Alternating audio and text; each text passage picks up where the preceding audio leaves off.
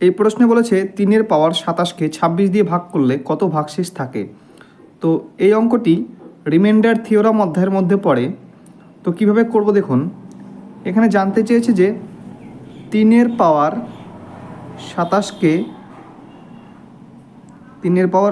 যদি 26 দ্বারা ভাগ করা হয় তাহলে ভাগশেষ কত হবে। এখন আমরা 3কে কী করব, 26-এর কাছাকাছি নিয়ে যাব।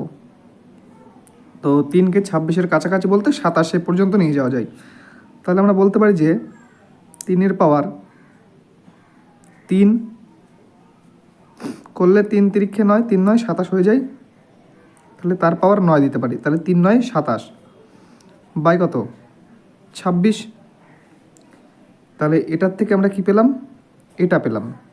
এখন এটার থেকে আমরা আবার কি লিখতে পারি, আমরা লিখতে পারি যে 27 এর পাওয়ার 9/26। এবার 27-এর পাওয়ার 9/26 মানে 26 27কে যদি ভাগ করে তাহলে ভাগশেষ হিসেবে থাকে কত, 26-একে 26 একবার যায় আর ভাগশেষ হিসেবে 1 থেকে যায়। তো এই 1-এর পাওয়ার এখন কত, 1-এর পাওয়ার এখন 9। তো 1-এর পাওয়ার এখন 9। তো 1-এর পাওয়ার 9/26।